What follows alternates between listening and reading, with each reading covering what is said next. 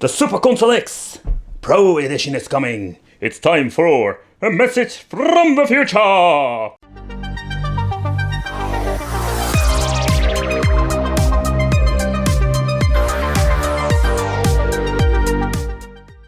Hey guys, welcome back to a message from the future. In these videos we're going to take a close look at products that are coming out and that we're going to check out here on the channel. But I just want to give you a heads up, because sometimes it's quite interesting to see what you're going to get. In the previous videos I've spoken of the Super Console X, but now we're having the Pro Edition. Yeah, but similar like the original version in many ways. And that's what we're going to talk about today. Alright guys, so let's take a close look at the product page and what did they change out. So to begin with, they call it the Upgrade Super Console X Pro Edition. Let's take a close look at this. They still have the original title for the previous model. They're having still the 50 emulators, but let's see what kind of models we're having now. So still having the one with the two PlayStation 2 rip-off wireless controllers. This one comes with a 256GB card. And we're having now a 128GB, and we're having another one with a remote. Yeah, and the reason why, because these Super Console X Pros are basically NTV Android box, an old one that they modified with Emulator most of the time. As you can see here, when we're changing it out, we're having some different sizes of the card, 128, and we're even having here the 64GB edition. The previous page I couldn't find one with a remote control. I don't know if you can even use it in Emulator, but I think if you just remove the SD card it goes back with the original software, and therefore I just want to sell it more like a 2-in-1. Yeah, it's just unbelievable with those Chinese. Nevertheless, we are also having a new model that we're going to talk about and make a review about. And let's take a close look at here what kind of information we're having. As you can see, they're having all the information what kind of sizes we're having. We already spoke about it. 4K, it's just basically a lie like the cake in Portal 2. We're having here the 1080 and the 720p signal output and EV out. Oh, and if you're wondering, do you want to have an EV out on this device? No. You need to use this thing like more an HDMI device, the EV out, just please forget it, because that's not the way you want to play this. Let's see, we're having PlayStation 1 and 64, and the fun fact is that we don't see the Dreamcast support anymore, and maybe they start realizing that it doesn't run that great, but okay. But what's so pro about it? So what you can see over here, we're having now the upgraded S905X chip. Better CPU and GPU. But the thing is, if you're looking at specifications, let's take a close look at the older model first. So the previous model had an S905M chip inside that was basically quad-core A53 with a GPU and 5-core Mali 450 with 1GB of RAM and of course capability of Wi-Fi and RJ45 Ethernet connection. And we're having here 2x USB 2.0 ports, and when you're looking at this, I think they didn't change anything out, it's just the same kind of mainboard.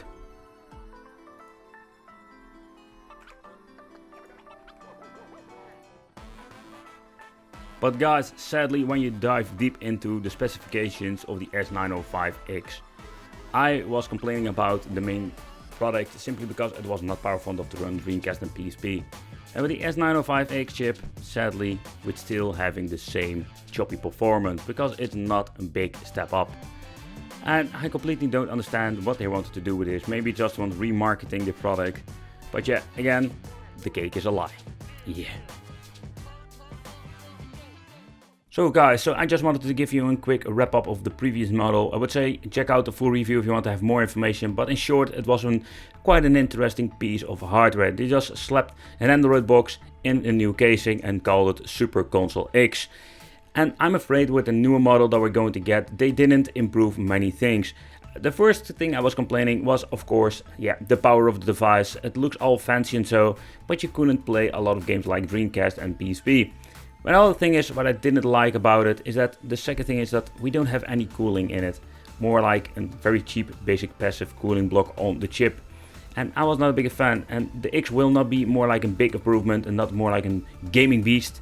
But still we're having the heat issue, and I'm afraid they didn't fix that issue too. I don't get it why they're giving you a system with a PlayStation 2 knockoff controller, because these things are freaking horrible. And by the way, we're also having the Super NES version. That doesn't even make any sense at all, because we are missing our buttons. Because with the PlayStation we're having more buttons, we're having 4 shoulder buttons and 4 normal buttons, and we're having 2 joysticks that we need some games.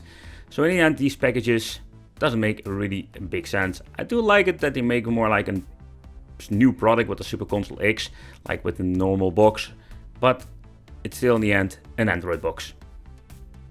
But when you take a close look at the gameplay with the new Super Console X Pro, I can already tell you, looking at the specifications, you will still play all the old stuff like Raspberry Pi 4 and the old Super Console X.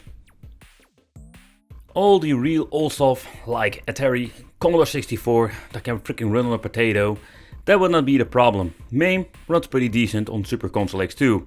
But when you're going to get to the later systems like PlayStation 1, I didn't see any issues. So far I can see it still runs on the original aspect ratio in combination with the resolution. Up to PlayStation 1 it will not be an issue. And the reason why I was hoping for when they're releasing, let's say, over a couple of months, a Pro Edition with maybe the same chipset like in GT King, so we're having more options when it comes to Dreamcast and PSP. But don't get me wrong, that a lot of stuff on the GT King will not run perfectly, now even in 2021.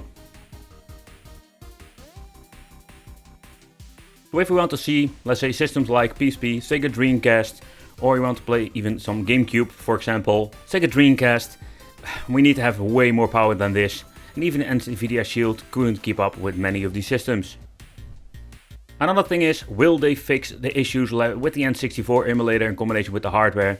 The hardware is not powerful enough, and with my Super Console X review, you did see that a lot of games on N64 were not playable in many different ways because they were crashing or they were stuttering so much that we cannot enjoy the games that we played back in the day.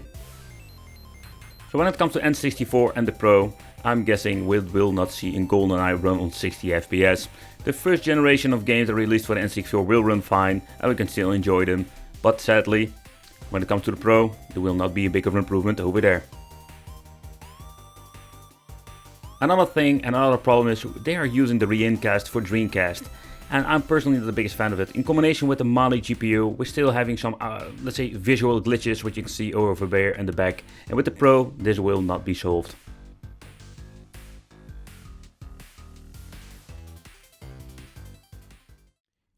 But okay guys, so it's maybe all fun and game that they're to release a new model already.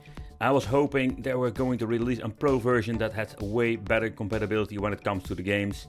But nope, they didn't. They just give us an exactly same product, but it even comes with this. Let's take a close look at the video. Oh, they're even using the video of the older model. Okay, that is really cheapo. Okay guys, so let me know in the comments what do you think of this. What do you think of the Super Console X Pro with the new S905X chipset? Is it just a big... or is it going to be something interesting? Let me know in the comments. Well, thank you for watching. Don't forget to subscribe to the channel, hit the bell, become with the Wicked Family, and give this video a like, and I'll see you in the next video.